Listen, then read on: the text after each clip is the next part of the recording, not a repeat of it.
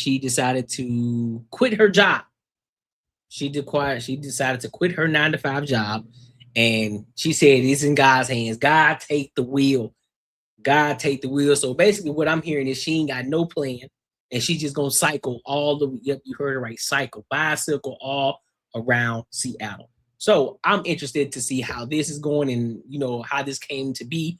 I'm just interested, and I'll give my thoughts and opinions on it. All right, so let's go ahead and rock out.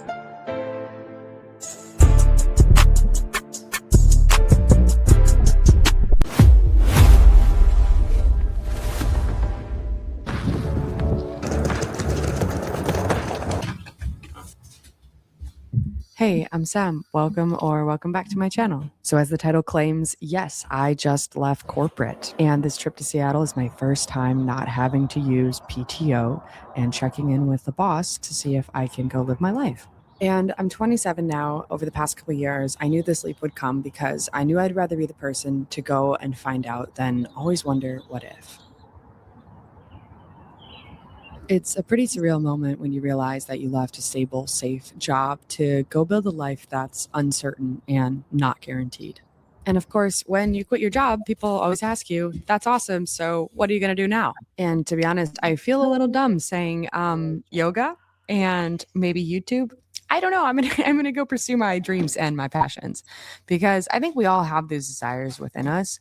But what does it actually mean to turn our passions into a form of income? And I've always heard that once you turn your passion into income, you risk losing the joy that made you fall in love with it to begin with. Then I wonder, if these passions are put on our hearts for a reason, what's the point of ignoring them?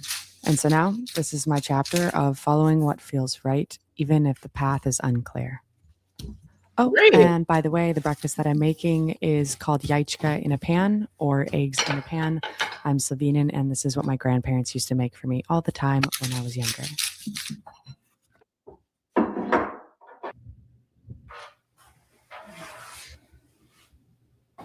Yeah, plus my Fighting American Spirit.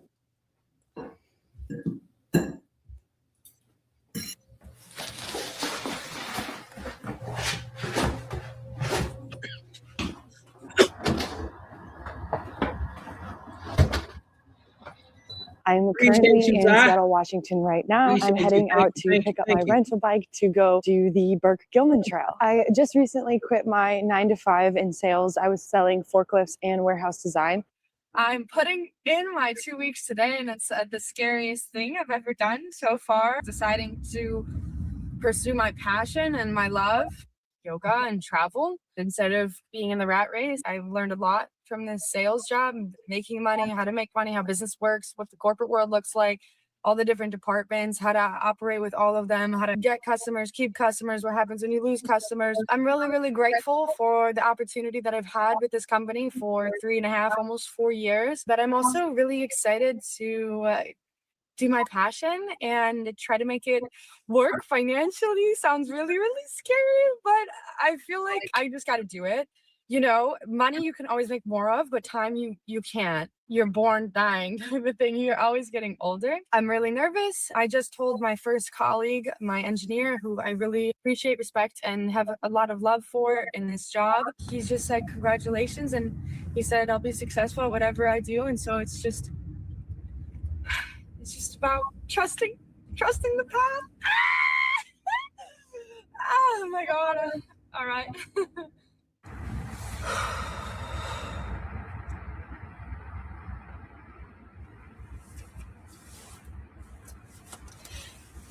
All right, let's do it.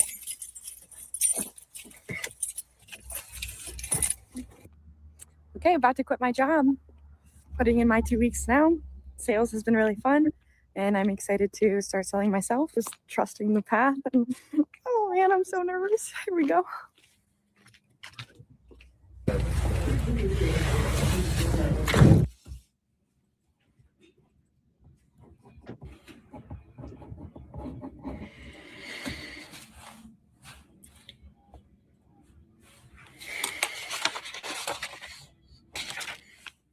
Let's go. But first, Nah, fam.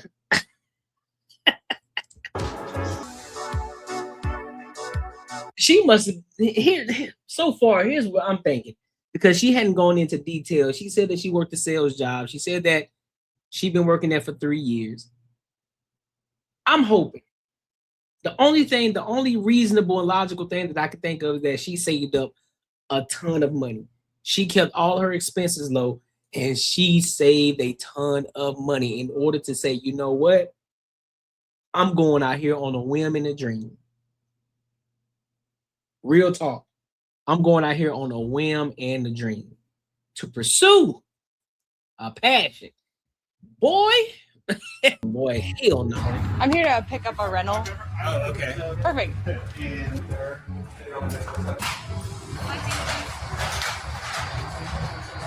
you know how big the tires are? Yeah, her reasoning for quitting was because she didn't want to be a part of the rat race, and she wanted to create a life for her passion in yoga and YouTube and cycling across Seattle. Those were her reasons.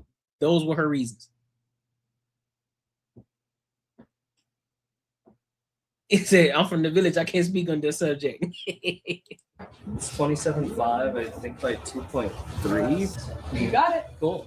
All right. Yeah. Cool. We'll Thanks so much. Today. See you later. Yeah, I'm excited. Sweet.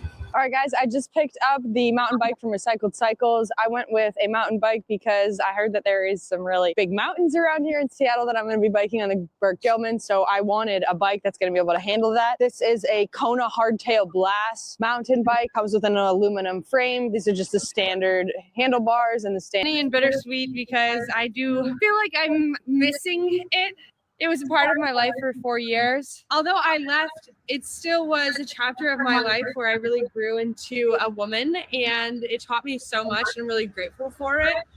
And some days I kind of miss the grind of going out in sales and making cold calls on every forklift I see. So I'm feeling like I'm supposed to go call on these people in the warehouse district, and it's just kind of funny. It's kind of cute, and I hope everything with Just giving a tour. All right, I think we're over 20 miles. I'm honestly so gassed. I wish I would have had padded shorts. Didn't bring that, forgot my fanny bag. Now we're gonna go drop off the bike. I wish I was wearing sweatpants too because it was really freezing. That's all right, you make mistakes, it's all part of the adventure. The adventure is that sometimes you're not gonna know what to expect, so you just enjoy the journey, ending where we started, coming full circle. There's definitely a demographic of people. That's all I'm gonna say. They do this kind of shit.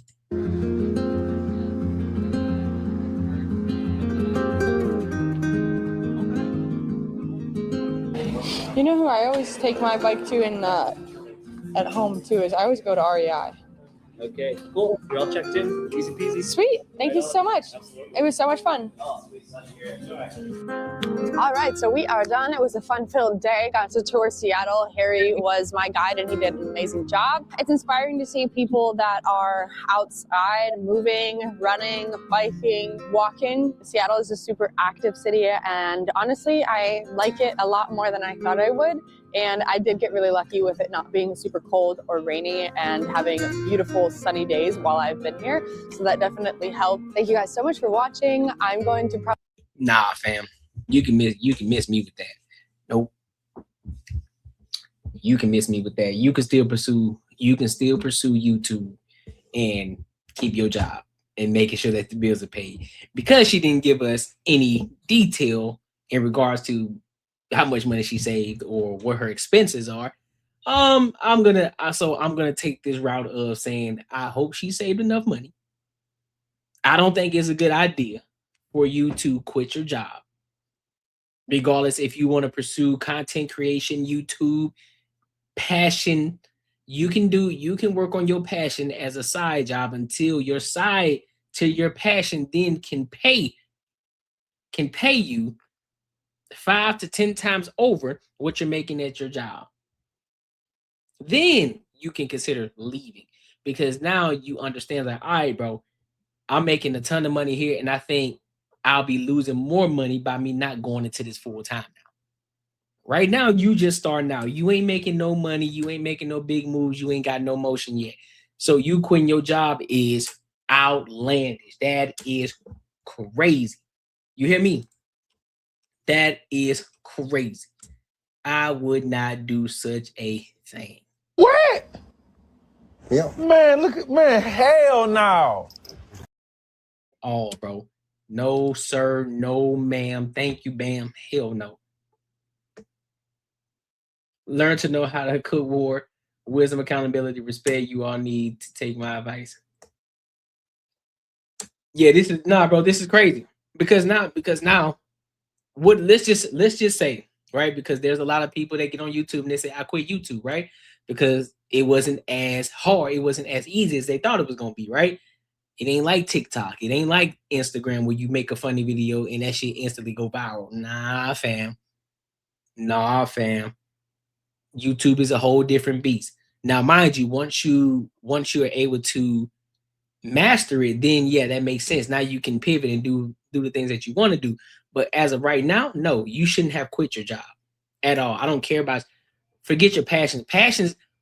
Doing your passion, typically speaking, are for people who have the money, they have the finances, they have the resources in order for them to do passion projects, right? To focus on the passion projects. They got money, they got all of that, so they don't have to worry about their expenses. They can still maintain their lifestyle. They don't have to, well, now I gotta stop buying this, I gotta stop living the way I gotta live, and I gotta live extremely below my means so that way I can make this money stretch and last longer. Nah, fam. Nope. But I wish her the best. I hope that she can make it through.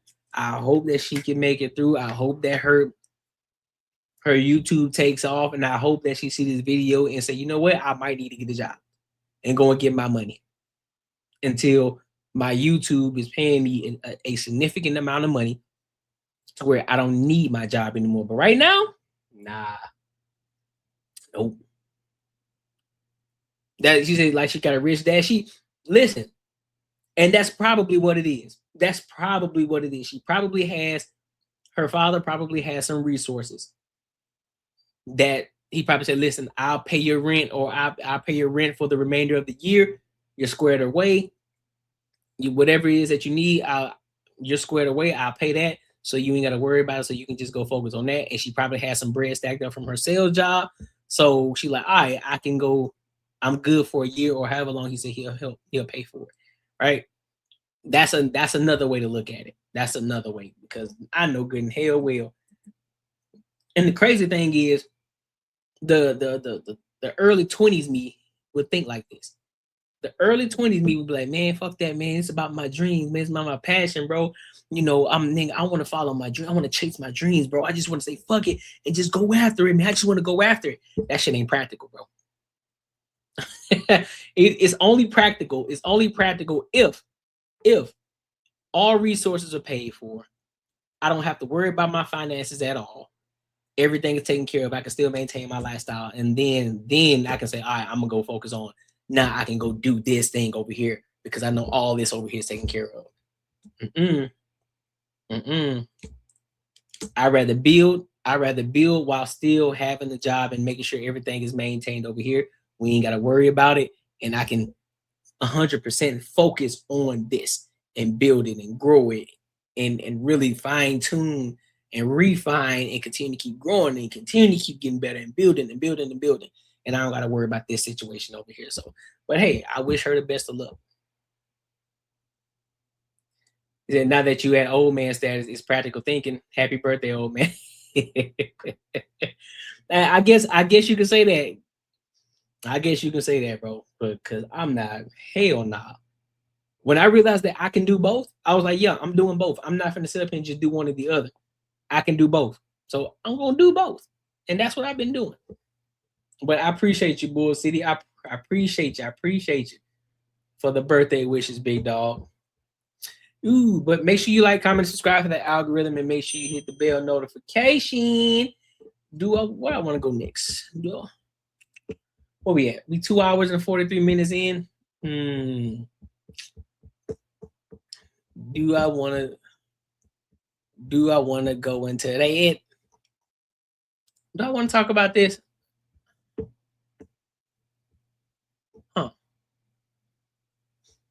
You know what? I want to talk about this truth hurt situation. I want to talk about this. I think this might be interesting, an interesting topic to talk about. So the question is, why are black men the only ones that complain about providing? That is the question. So we're going to get into it. We're going to listen to what Truth Hurts has to say about this, and then I will give my thoughts and opinions on it. All right? So make sure you like, comment, subscribe. Let's rock out. Doing what he's...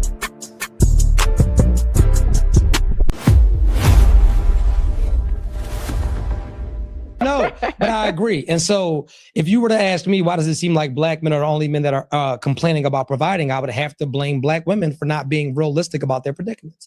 Just like you said, when we think of Becky, right, she knows that she's in a trailer park. She's not in denial. She knows what her man makes, and guess what? She will go to Walmart. She will go get a purse from Walmart, wardrobe from Walmart, because Walmart is her ceiling. So she'll never put that pressure on him of Gucci or Louis or any of that, because she knows Billy has Walmart money, but Billy does the best that he can do. And why would I complain? He's providing, he's doing what he's supposed to do. He's giving me all of my needs. My needs are met, not my wants, right? The same thing with Maria and Roberto. They know for a fact, right? Our whole family's going to live under this roof. We might not have everything, but we have everything that we need. And my husband provides, and we might can only drink a Modelo every Friday, right? But it seems like some reason when we start dealing with Mercedes and Lakeisha and all of them, right? These are the only women that don't act like we live in poverty. I live in poverty. You live in poverty. Hold on, let me run that back again, just in case y'all missed it. Let's run it back. No, but I agree. And so if you were to ask me, why does it seem like black men are the only men that are complaining about providing, I would have to blame black women for not being realistic about their predicaments. Just like you said. Okay, so I thought I heard that part. Yeah, I agree. I 110% agree. I think is that the expectation that a lot of these women have is definitely delusional, right? There are a lot of women who think they deserve certain things, and that's far, far from true. A lot of women that are 4s and 5s, they think that they deserve 8s and 9s and 10s. They think that they deserve a high value man, a high earning man. They think that they deserve all of that. Why do they think that they deserve it? I have no clue at all. Even women who claim, well, I'm educated, so I should have me an extremely educated man. Just because you go to school, you go to an indoctrination camp, and you know how to memorize, memorize terms and questions and different pages of a book, that don't necessarily mean that you're highly educated. You can still be educated and not ever have gone to college, right? Shout out to the president of the United States. And you can still go out here and do great things. I just think that a lot of times a lot of women shoot themselves in the foot.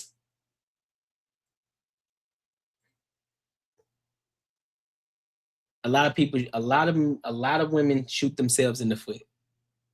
And it goes back to that conversation of the wants and the needs, right? You can have a man that you want, that can build, that you can grow and build with. You can have a man that you need, that you can build and grow with, to allow you to get the things that you want. That's a bar. Let me say it again. You can get the man that you need, so that way you can build and grow together, so you can then get the things that you want. But y'all want microwave success though. You don't want to grow. You don't want to build.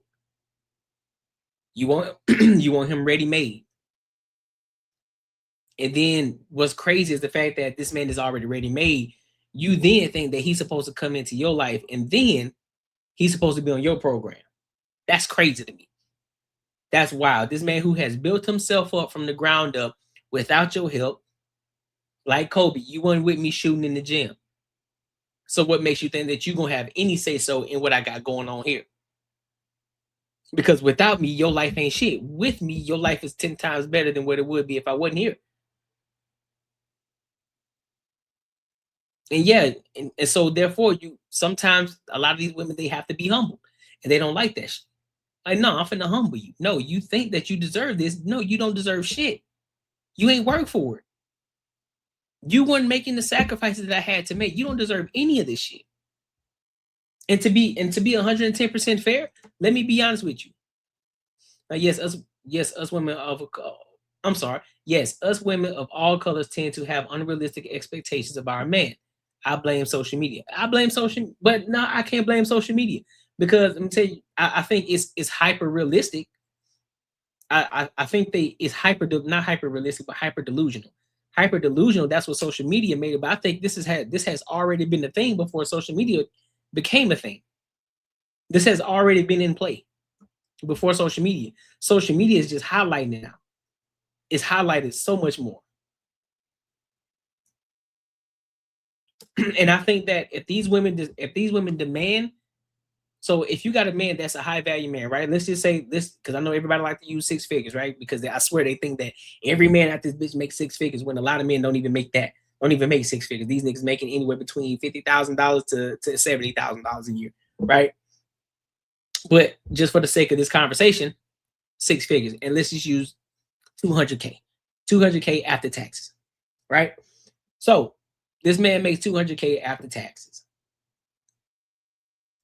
There should be a law that says, hey, because this man is in a certain tax bracket, if you decide to marry anybody that makes a certain amount or more, if you decide to get into a marriage with them, you have to be with them longer than 10 years. You have to be with them 10 plus years before you can even get a smidget or smell any money, just in case you decide that one day you wake up and all of a sudden you unhappy. You know how a lot of these women are doing out here today. They just wake up one day, oh, I just realized I'm just not happy anymore. Say less. How long y'all been together? 5 years. Well, guess what? You can get divorced. Go ahead, but you get nothing. You get nothing from him. Don't matter if you lived with him. Don't matter. 10 years plus. Because what that looks like then is like, okay, so you stay here long enough to where you're like, all right, I'm gonna play the game for about 5 years, then I'm gonna say I'm unhappy, and then irreconcilable differences, and then we're gonna get divorced, and I'm gonna get half of all of his shit. And then now I can go around here and talk about how you a bad bitch and how you make so much money and how you a successful bitch and you made all your successes off of the guy that you married and you ain't work for none of it.